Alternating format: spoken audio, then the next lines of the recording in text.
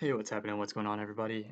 In today's video, I'm going to be doing more of an old school, what I used to do, technical analysis lesson, and I'm going to be doing it over the NASDAQ futures, uh, and I hope you enjoy the video. If this is something that you do enjoy seeing, please like the video.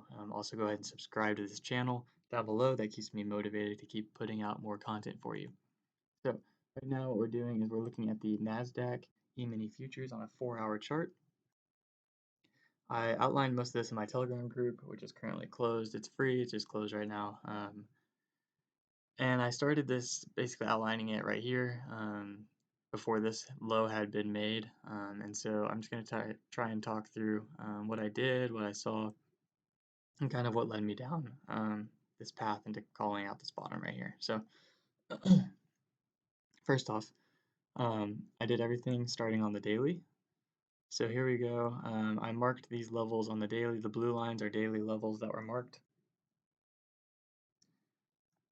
So here you can see point of support and resistance, support and resistance, support and resistance, and then I marked the current high of the all-time high. I also drew my magic fibs here and here, and so that's where the green lines are the fibs, and you can see how the price respects those levels as we dive into the 4-hour. So diving into the 4-hour, you can see, one other thing I did was, I believe, so right here, I drew my box right here based off of this liquidity area. I just wanted to capture those wicks, and so I drew a box at the same area on the current 4-hour chart. So I saw this trend. I had seen that we basically tapped my fib level, signaling a potentially good short. Then I saw that we bounced off of it, and then we tapped the daily level, right?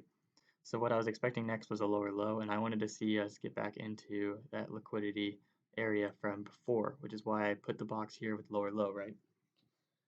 So next what happened was we actually bounced off the fib for the third time. We went back and tested that daily level, and then we made the lower low. This is a lower low technically, but then we made the real one. We touched the bottom, which gave a really strong reaction to the upside. But then Trump said some stuff about trade wars, which gave us this downside movement. But I do want you to notice how we wicked basically right up to that same fib, basically making a double top, right? So once that happened, we went back into this zone for a couple days, tested, and then we really started our downward move. And so from this point on, we can start following our lower highs, right? Lower highs and lower lows, signaling a major down move happening on the 4-hour chart. And from this point on, it's basically just been a matter of playing in between our levels, right? So this 75 30 level where we have fib and the daily support has been key. And what we do, and what I've been kind of getting everybody to do, is basically short the most high level, like short the highest level above the price currently, and then take profit at the levels below, right? So once we break through this level, what am I looking to do? I'm looking to take a short here and a short here, and then take profit here, right? Here. Both of these. I want to take profit, right?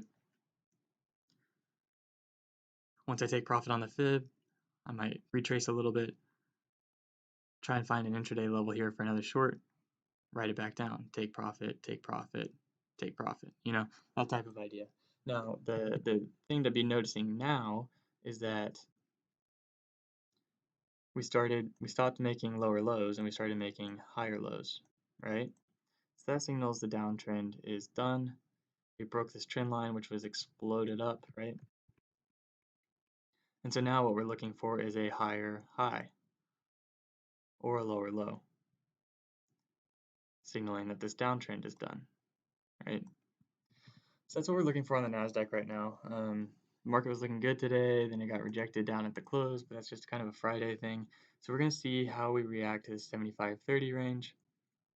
If 75.30 breaks, I'm expecting another test at the fib at 74.55. If that breaks, another test at 73.20.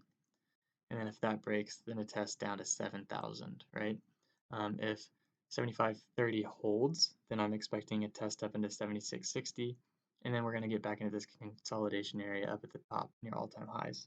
So that's it for the NASDAQ um, technical analysis lesson. If you enjoyed this, please again like this video, subscribe, and I will see you next time. Peace.